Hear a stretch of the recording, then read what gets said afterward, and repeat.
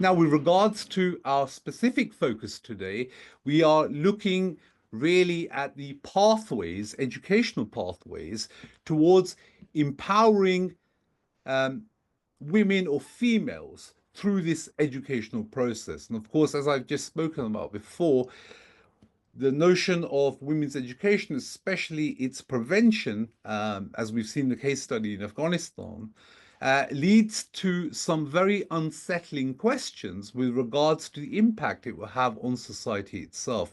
And to do that, we're fortunate enough, of course, to be joined by a panel of experts who have all worked within this area, within some capacity, usually at a very high level, forming policy decisions, advisory councils, that sort of work, consultancies.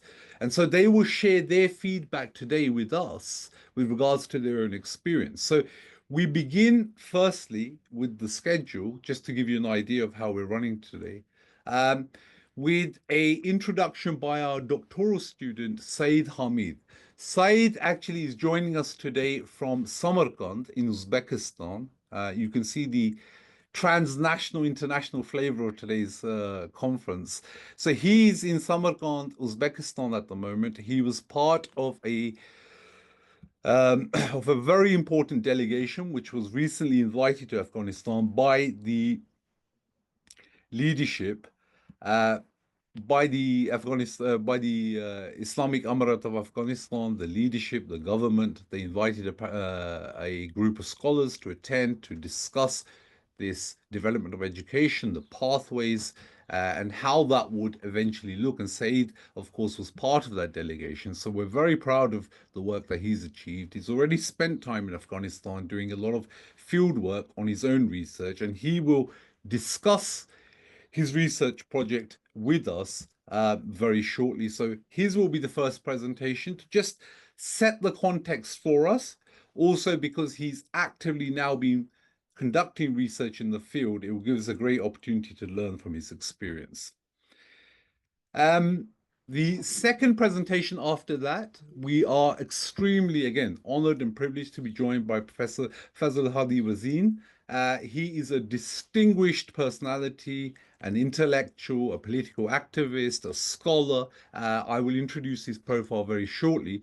But again, he will be giving us a detailed insight, an informed insight, an engaged insight within Afghan society itself, the regional context, because he has such extensive working experience. So he will give us a reflection on the context itself and why these policies are eventually formulated and how we can try and modify them, change them, engage with them, so that eventually we can start to bring about that change.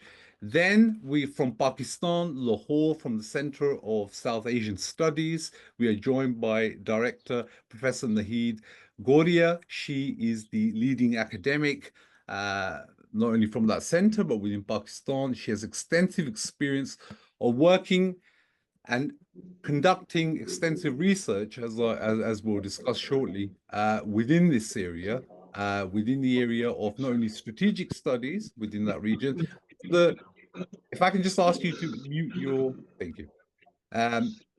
Working within the area of not only strategic studies, regional studies, and also the relationship between Afghanistan and Pakistan.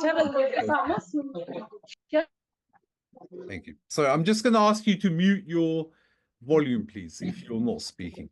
After Professor Nahid, we'll be joined by Dr. Isaaq. Dr. Isaaq is an academic, a scholar. He has worked extensively both within Pakistan and the UK.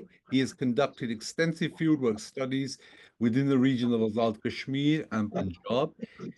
He has also looked at extensively the engagement of women within rural cultures, within tribal societies, the impact of conservatism, religious ideology, tradition, history, and that sort of stuff. And so Professor Isaaq will obviously be going through his presentation, and I've kind of messed that up. Right, let's get there.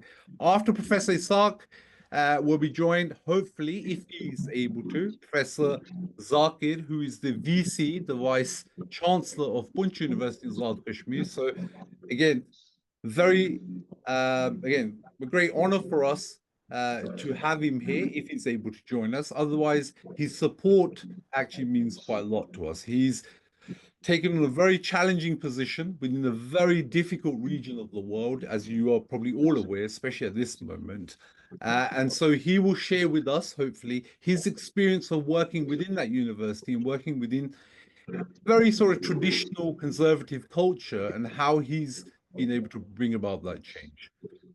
Last but not least, we have Professor Christian Harrison, the director of the Center for Leadership and Empowerment in Bolton University. He'll be looking at the notion of leadership itself, especially in the 21st century, and how that translates now into our understanding of what leadership means in terms of working with people, collaborating with people, and eventually being able to empower so-called followers and being able to give them the position to make decisions and eventually take accountability and responsibility for that. Now, just briefly, I know you probably don't want to hear too much of me ranting. These wonderful speakers are here, but just quickly, just to give you some idea of our speakers, even though I've mentioned them briefly. Professor Zakaria Zakir is the VC at Poonch University. He's somebody I've worked with very closely. He's had a tremendous challenge at the university, whereby he's had to deal with very established, entrenched cultures and mindsets. And over the last few years that I've certainly had the privilege to work with him in that region, I've seen a tremendous amount of change in that institution. We've seen far more women taking on leadership positions. We've seen a lot of young students being empowered to run activities. So hopefully Professor Zakir will be able to share that with us. If not, he's wonderful and very capable. Lubna is here, and hopefully she will share that information with us. Then we are joined by the very distinguished and honorable Professor Wazin. He really needs no introduction from me. His biography speaks for itself, but he has operated at the very highest levels of government, academia, scholarship, activism. He's a well-known media personality. He is somebody who's often talked about and called upon for advice and opinion on matters relating to Afghanistan. So we are very lucky to have him with us and his time that he spared for us, because he will be able to give us a great insight, really establish the context, not only in Afghanistan, but in Pakistan and that region, because he has extensive working experience within major universities in that region. So very honored and privileged to have him with us. And it was at short notice as well. So I really like to thank him profusely for that. Then we have Professor Christian Harrison, the Director of the Center for Leadership and Empowerment. Professor Christian Harrison is a world-renowned professor in this area. He has a very successful center which has attracted world-class researchers. He's now hosting global level conferences, and we have a conference this year which maybe Professor Harrison will speak about, but his own work in terms of his influence ranges all the way from England, Scotland, into Africa, where he's worked with the African Union. He's worked extensively on the Western Africa in terms of Nigeria, etc. So he has a wealth of experience with regards to that part of the world and the context and what we can bring in terms of learning from that region, inshallah. If we move on, I do apologize for my technological nuisance here, because I think I'm messing this up. But here we are. Professor Naeed is the Director for South Asian Studies at the University of Punjab. She is, again, a world-class researcher, one of the leading Pakistani academics. She has written, worked, published extensively in the area of security studies, the relationship between Pakistan and Afghanistan. And today, she's looking at the notion of gender equality for women's empowerment in modern day Pakistan. So she will now provide us with a counter perspective or a comparative perspective between our two nations, between Afghanistan and Pakistan, and how they may be similar and how they may face different sort of challenges relating to their specific place. Dr. Mahmoud Isaaq, as I mentioned, is an ethnographic researcher. He has worked extensively both here in the UK, in Pakistan, in Kashmir.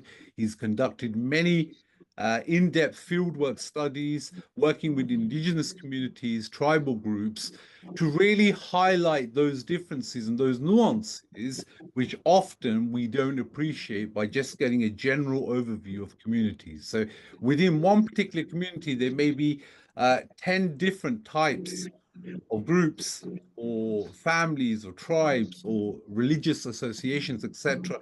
And Dr. Isaaq's work has been to highlight those nuances and to really find out what each community, in terms of its operation, how it operates, how it functions, what its needs are, and how they've been met. So hopefully he'll give us a great insight into his own fieldwork, whereby he looks at AJK and the role of poetry in terms of providing that empowerment through literature. And last but not least, again, our researcher, Saeed Hamid, who is now currently working on his doctorate research, which examines policy frameworks for female education in post-conflict nations. So Saeed is looking at Taliban's educational policy, which led to the ban of women's education in Afghanistan. And so his research aim really is to look at those factors which were behind this decision. And is there any way to rationalize those or understand them?